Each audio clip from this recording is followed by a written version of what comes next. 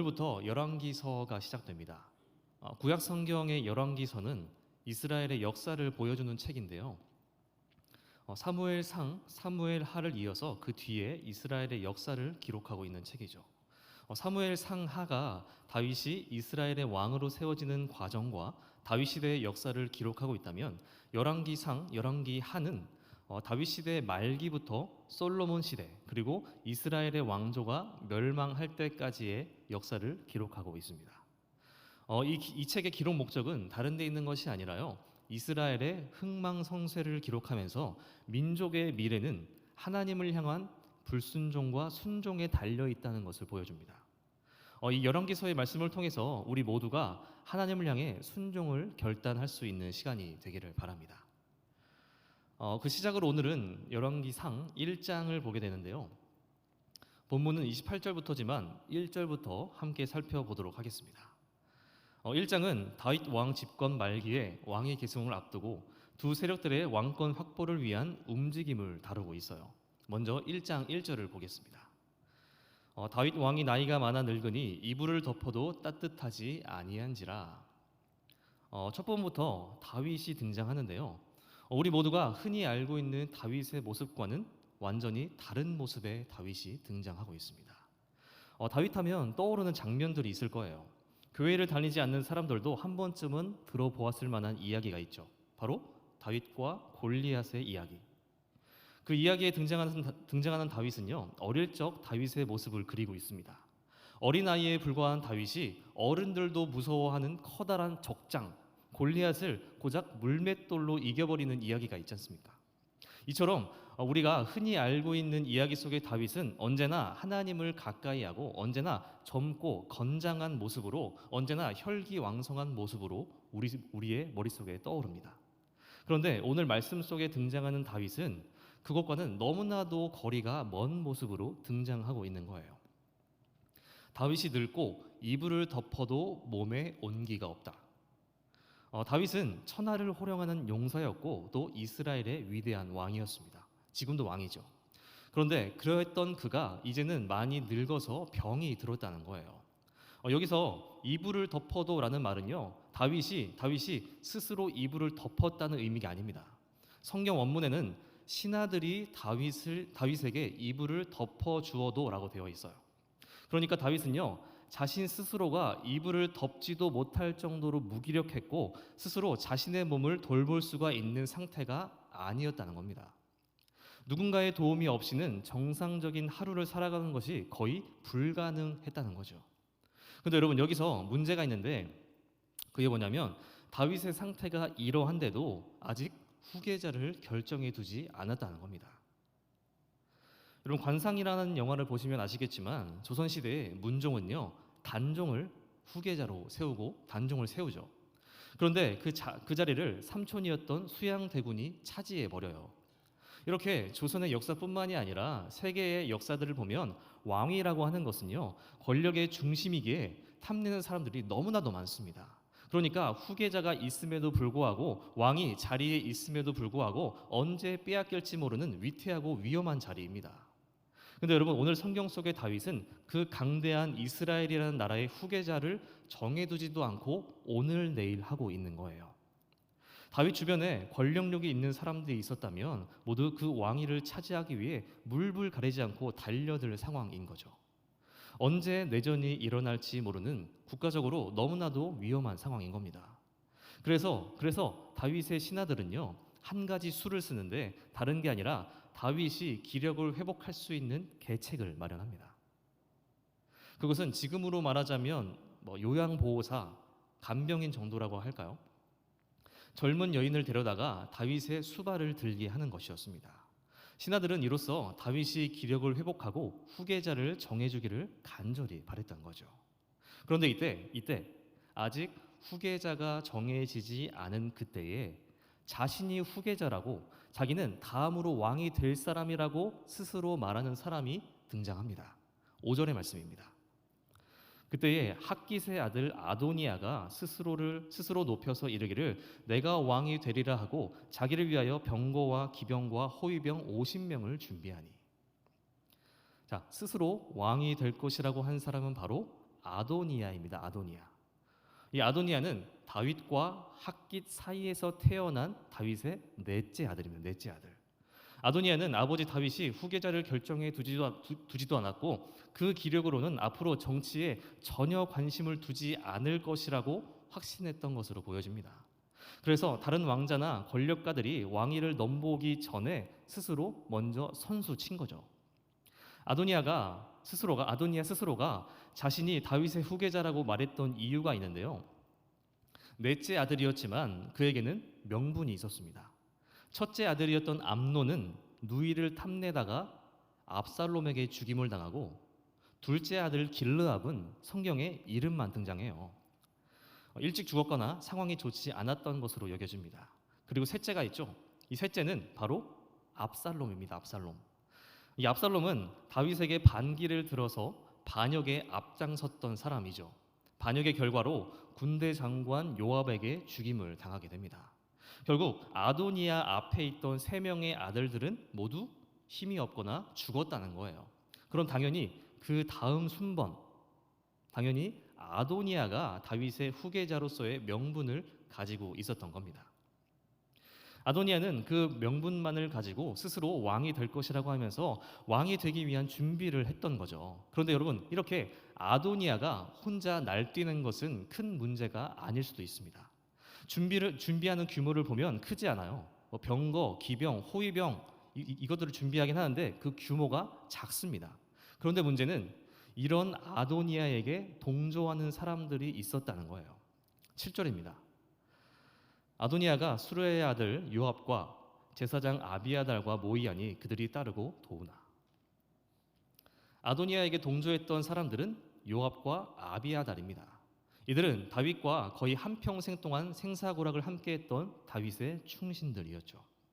이들이 보기에 아도니아는 왕이 될 자격이 충분하다고 생각했던 겁니다. 그래서 다윗의 명령이 떨어진 것도 아니지만 당장에 아도니아 편에 서게 된 거죠. 이게 보통 일이 아닌 게 요압은 군을 대표하는 사람이었고 아비아달은 종교를 대표하는 사람이었습니다. 아도니아가 왕위 찬탈을 위해 혼자 날뛰는 것은 큰 문제가 아닐 수 있겠지만 이들까지 동조하고 있다는 것은 큰 문제가 될 수 있다는 거죠. 이들이 함께함으로 인해서 아도니아는 왕이 될 수 있는 명분을 더욱 굳건히 했던 것으로 보여집니다. 지금 아도니아를 막아야 할 사람들이 오히려 아도니아를 부추기는 꼴이 된 거죠. 그렇게 물 들어올 때 노 젓는다고 아도니아의 왕위 찬탈 행위는 점차 대범해지기에 이릅니다. 9절에 보니까 아도니아는 이미 왕이 된 것인 양 다른 모든 왕자들과 신하들을 불러 모아서 잔치를 열기에 이르죠. 사람들을 불러 모아놓고 뭘 했겠습니까? 왕이 될 준비를 하고 세뇌시키고 권력에 복종시키기 위한 단계를 거치지 않았겠어요? 여러분, 기력은 이렇지만 다윗은 아직 살아 있습니다. 후계자를 정해 두지도 않았어요. 아직 이스라엘의 왕은 다윗입니다. 그렇기에 아도니아와 아비아달, 요압 그리고 신하들은 반역에 해당하는 행위를 하고 있는 거죠. 그리고 만약 이 반역이 성공할 경우 그와 반대되는 세력들은 모두 숙청당하게 될 위기에 처해진 것입니다. 그런데 다행히도 이 아도니아를 저지할 세력이 아직 남아 있습니다. 아도니아의 부름에 가지 않았던 사람들이 있었어요. 8절 10절에 보시면 사독, 브나야, 나단 선지자 그리고 몇몇 용사들은요 아도니아와 함께 하지 않았습니다. 반역에 대한 반기를 든 거죠. 이들은 다윗이 멀쩡히 살아있고 후계자가 결정된 것이 아님에도 불구하고 왕으로 추켜 세워지는 아도니아와 그 일당들을 보면서 이 상황이 옳지 않았음을 알았던 겁니다. 그래서 이들은요 아도니아 편에 선 것이 아니라 누구의 편에 섰을까요? 바로 솔로몬의 편에 서게 되죠. 이제 아도니아 대 솔로몬의 싸움이 시작된 겁니다. 그런데 이미 후계자임을 자청하고 지도자들을 모았던 아도니아에게 어떻게 대항할 수 있을까요? 이 중대한 상황에 나단 선지자가 등장합니다. 나단 선지자. 이 나단 선지자는 이 사실을 모두 다윗에게 알려야 한다고 생각하죠. 그런데 나단은 선지자였을 뿐 다윗 왕에게 쉽게 찾아갈 수 있는 사람이 아니었어요. 그래서 방법을 고안해내는데 그것은 바로 밧세바를 찾아가는 것이었습니다.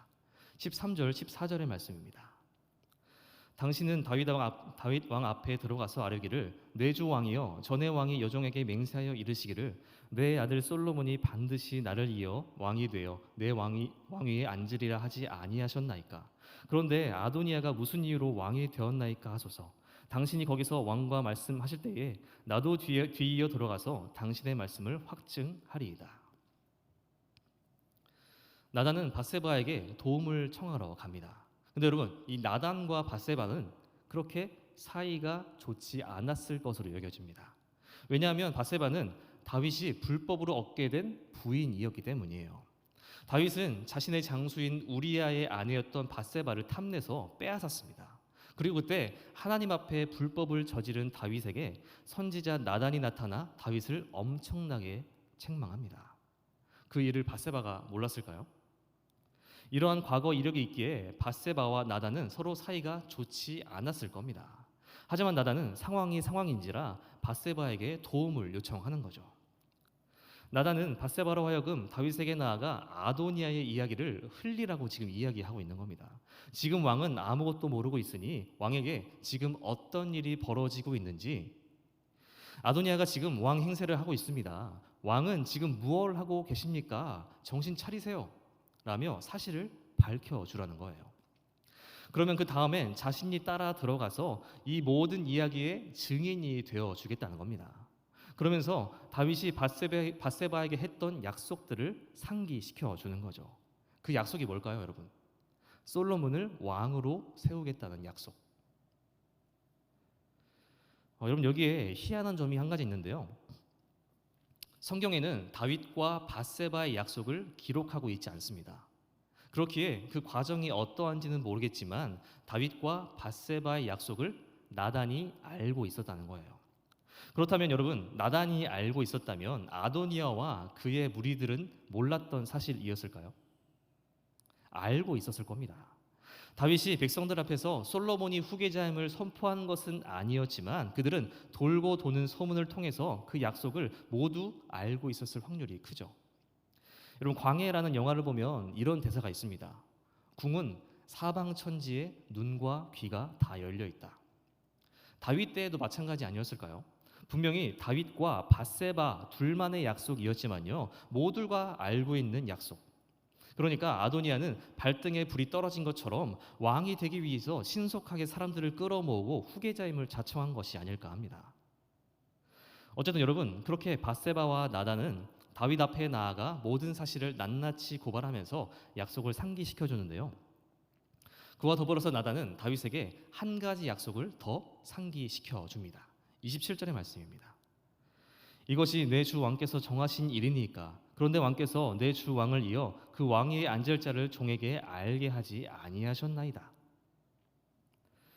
나단이 이러는 거죠. 다시 말해서 왕이시여, 아도니아가 후계자로 세워진 것이 왕께서 하신 일입니까? 그런데 왜 저에게는 말씀하시지 않으셨습니까? 이러는 거예요. 어찌 보면 왕에게 따지는 것처럼 보여집니다. 여러분, 나단이 왜 이러는 걸까요?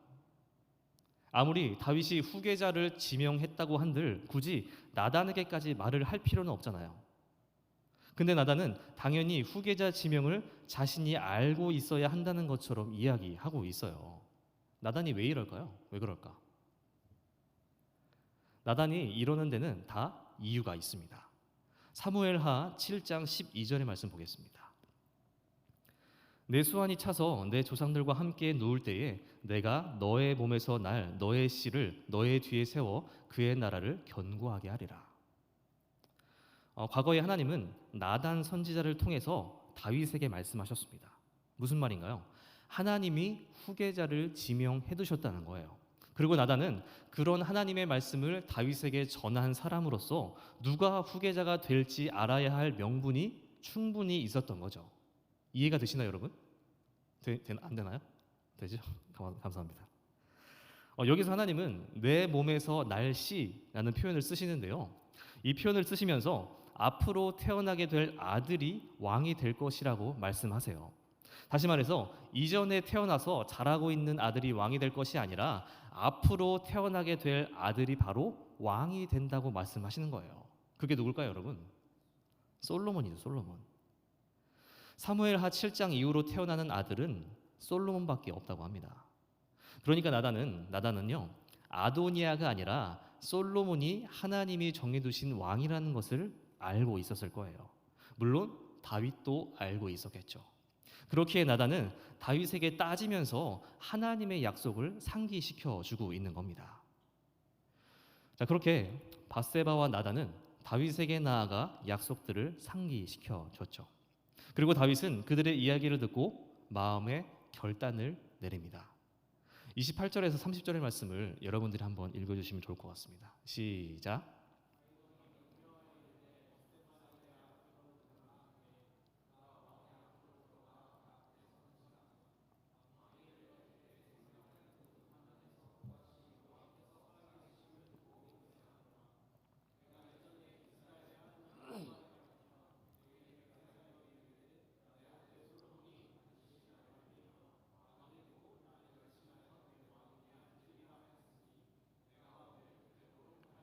아멘. 기력이 쇠하여서 아무것도 할 수 없었던 다윗은 밧세바와 나단의 이야기를 계속 듣고만 있었습니다. 그리고 그 과정 속에 다윗은 모든 약속을 기억해내죠. 하나님을 기억하고 또 자신이 밧세바에게 했던 그 약속을 기억해내는 겁니다. 그리고 열왕기서에 와서 처음으로 다윗이 입을 열기 시작해요. 그 시작이 무엇인가요? 자신에게 함께 하셨던 하나님, 그 하나님의 살아계심을 증거합니다. 그러면서 그들 앞에 약속하는 거예요.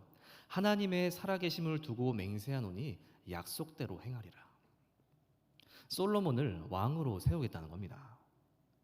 여러분, 분명 다윗은요, 이불조차 스스로 덮을 수 없는 상태였습니다. 모든 면에서 무기력했어요. 그렇다면 말이라고 제대로 할 수 있었을까요? 그런데 지금 그들에게 분명하게 이야기하고 있는 거예요. 약속하고 있는 거예요. 여러분, 지금 다윗에게 갑자기 이러한 힘이 어디서 나타난 걸까요? 아도니아가 스스로 왕이 되려 한다는 말에 분노해서 그 분노의 힘으로 말하고 있는 걸까요? 아니면 그동안 병 간호를 잘 받아서 힘을 낼 수 있게 된 걸까요? 아닐 겁니다. 이것은 순전히 다윗이 말하고 있는 것처럼 자신을 모든 환난에서 구하신 하나님의 은혜라고밖에 말할 수 없을 겁니다. 모든 면에서 무기력한 다윗을 통해서도 그분의 계획을 이루어 가시는 분이 바로 하나님이라는 거예요. 그래서 하나님의 은혜로 다윗은 분별력이 살아나고 생기가 살아나게 돼서 그들에게 지금 분명한 어투로 말하고 있는 겁니다. 자, 그렇게 후계자를 약속한 다윗은 무기력했던 상태는 온데간데 없이 모든 일들을 속전속결로 밀어붙이기 시작합니다. 아도니아는 자신이 왕이 되기 위해 모든 일을 은밀하게 진행한 반면 다윗은 거침이 없습니다. 다윗은 곧바로 솔로몬을 지지했던 사람들을 모두 불러 모읍니다. 32절에 보시면 제사장 사독, 선지자 나단, 브나야를 불러 모아요. 브나야는 다윗의 용사이고 호위 대장이었습니다. 군사령관 요압과 비슷한 위치에 있던 사람이죠. 다윗은 이들을 불러 모으고 솔로몬을 왕으로 세울 준비를 시킵니다. 33절의 말씀입니다. 왕이 그들에게 이르되 너희는 너희 주의 신하들을 데리고 내 아들 솔로몬을 내 노새에 태우고 기온으로 인도하여 내려가고. 먼저 다윗은 신하들을 대동하여 솔로몬을 기혼으로 가도록 합니다. 여기에 노새가 등장하는데요. 이것은 말과 당나귀 사이에서 태어난 잡종으로 힘이 센 동물이라고 합니다. 지금은 잘 모르겠고 당시에 노새는요, 지위가 높은 사람들이 타고 다니는 교통수단이었다고 해요. 추측하기로 왕족들은 수컷 노새를 탔던 반면 왕들은 암컷 노새를 탔다고 합니다. 암 노새를 탔다는 것은 특별한 권위의 상징을 드러냈던 거죠. 여기서 다윗은요, 솔로몬을 내 노새에 태우고라고 말하는데 바로 암 노새를 이야기합니다. 솔로몬은 기온으로 갈 때부터 왕임을 나타내고 있는 거죠. 아도니아는 스스로 병거와 기병, 호위병을 준비했지만 솔로몬은 완전히 처음부터 다르다는 것을 보여주고 있는 거죠. 이들이 향해야 하는 곳은 기혼이라는 곳인데요. 이곳이 어디냐면 예루살렘 성 바로 앞에 있는 셈이라고 합니다. 이곳은 예루살렘 성의 주된 수원지였고 사람들이 많이 모여 있는 곳이었다고 합니다. 다윗은 이곳을 솔로몬의 즉위식 장소로 지정함으로 솔로몬의 즉위가 빠르게 이루어지고 또 많은 사람들이 빠른 시간 내에 알 수 있도록 한 것이라고 볼 수 있습니다. 34절 35절의 말씀입니다. 거기서 제사장 사독과 선지자 나단은 그에게 기름을 부어 이스라엘 왕으로 삼고 너희는 뿔라파를 불며 솔로몬 왕은 만세수를 하옵소서 하고 그를 따라 올라오라. 그가 와서 내 왕위에 앉아 나를 대신하여 왕이 되리라. 내가 그를 세워 이스라엘과 유다의 통치자로 지명하였느니라. 다윗이 왕이 될 때에는 사무엘 선지자에게 기름 부음을 받아 왕이 되었습니다. 기름 부음을 받는다는 것은 하나님이 세우셨다는 의미입니다. 다윗은 가장 중요한 그 의식을 잊지 않았던 겁니다. 나단과 사독에게 기름 부음을 명령해요. 신속하게 처리해야 할 일이지만 정확하게 해야 한다는 것을 기억했던 겁니다. 이것을 통해서 다윗은 자신이 솔로몬을 왕으로 세우는 것이 아니라 하나님이 솔로몬을 다음 왕으로 정하시고 세우셨다는 것을 보여주고 있는 거죠. 그리고 다윗은 온 천하에 솔로몬이 새로운 왕이 되었음을 공포해야 함을 명령합니다. 그렇게 솔로몬은 왕으로 세워지는 겁니다. 여러분, 이렇게 하마터면 아도니아에게 빼앗길 뻔한 왕권을 다윗은 제자리로 돌려놓습니다. 이런 모든 상황 속에서 나단과 밧세바는요, 이제는 늦었다고 생각했을 수도 있겠죠. 그러나 하나님은 하나님이 세우셨던 계획들, 하나님의 때에 적절하게 이루어 가시는 겁니다. 여러분, 오늘 본문을 보면 하나님은요, 직접 등장하시거나 하나님이 직접 말씀하신 적이 있을까요? 없을까요? 없습니다. 없어요. 하나님이 등장하신 적이 단 한 번도 없습니다. 그냥 하나님이 예비해 두신 대로 때가 되었기에 그대로 진행되는 거죠. 여러분, 이처럼 우리가 생각하기에 너무 늦었다고 생각될 때조차도 하나님 편에서는 그리 늦은 게 아닐 수도 있습니다. 그냥 우리만 급할 뿐이죠. 하나님은 하나님의 때가 되면 분명히 그 일들을 속전속결로 이루어 가시는 분이라는 거예요. 아직 때가 되지 않았을 뿐. 우리의 눈에는 더뎌 보일 수 있으나 이미 하나님은 준비하고 계시고 예비해 두시고 계시기 때문에 때가 되면 언제 그랬냐는 듯 빠르고 정확하게 이루어 가시죠. 여러분, 오늘 아도니아는요, 다른 누구보다 빠르게 선수쳤습니다. 누구보다 빠르게 왕위를 찬탈하기 위해서 움직입니다. 그런데 그것은 혼자 급한 것이었고 결국 하나님의 계획 아래 철저히 무너지고 반역자로 몰릴 위기에 처해 버리는 겁니다. 오히려 그냥 왕자로 편안하게 있었던 것이 훨씬 나을 뻔했어요. 그리고 여러분, 이스라엘의 첫 번째 왕 사울은 어떤가요? 전쟁을 준비하면서 하나님께 먼저 제사를 드리고 전쟁에 들어가야 되는데 급한 마음에 사무엘 선지자 없이 제사를 마음대로 드려버립니다. 이건 누굴 위한 제사가 된 걸까요? 그 결과 사울은요, 급한 마음에 제사를 드렸지만 이스라엘의 왕이었지만 하나님은 그의 왕권을 빼앗아 버립니다. 그렇게 여러분, 우리는 때로요, 너무 늦은 거 아닌가, 하나님은 대체 지금 뭘 하고 계시는가 라고 생각될 때가 있습니다. 그때 우리는 우리의 생각대로 먼저 나서는 것이 아니라 하나님의 때를 기다리며 그 예비하심을 신뢰하며 기다릴 줄 알아야 한다는 겁니다. 여러분, 처서매직이라는 말을 알고 계시나요? 처서매직? 잘 아시는 분이 많이. 저도 지난주에 알았습니다. 처서는 여름이 가고 가을이 드는 시기를 일컫습니다. 여기에 매직이라는 단어가 붙은 합성어인데요.